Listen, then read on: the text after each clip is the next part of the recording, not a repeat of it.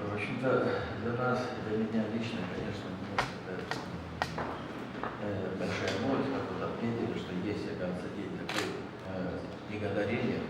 Мы знали, что есть день благодарения. В принципе, что день благодарения и день не гадарения, это, в общем-то, тождественное по смыслу, наверное, сочетание. Поэтому я очень рад, что есть такой день, он должен быть, в принципе, потому что, ну, мы знаем историю, начиная с Парфона и Енисейской практики, все это клинописи шумерские, египетские, в общем, все, что человеческая накопила за все эти годы, все, что она сообразила, то есть ученым способом именно слова, даже в табличках, стелла, это все, я буду считать, что это все-таки начало цивилизации, начало нашего человечества. Но если история войн, в принципе, да, были катаклизмы, когда сгорели библиотеки там Александрии, библиотека Ивана Грозного, Арабская библиотека. Человечество до сих пор она скорбит, что именно величайшие книгохранилища когда-то в свое время были уничтожены этими войнами. Поэтому вот, сила именно в книгах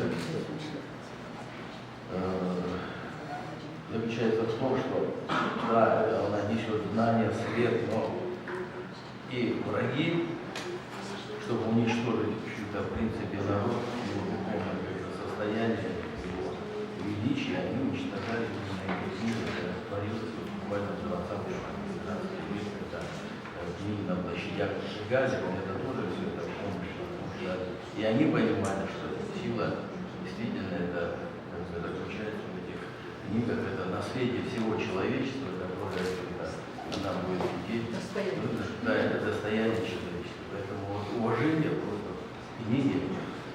Я тоже вырос в такой вот писательской среде, но свободное первое исповедание, можно сказать, когда нас никто туда не направлял, но мы выросли в тишине нашей, скажем, домашней библиотеки, которые собирали годами нашими родителями. Мы воспитались на этих книгах, выросли на этих книгах. Конечно, уважение у нас уже на юридическом уровне. И то, что я сейчас или мои дети, они представляют из себя все человеческое, это вот как раз источник этих написанных книг. Поэтому уважение книг написано, все, что нужно потрогать, полистать, это, конечно, священно. Поэтому я очень рад, что меня сегодня пригласили и дали слово выступить, хотя я не такой уж хороший оратор.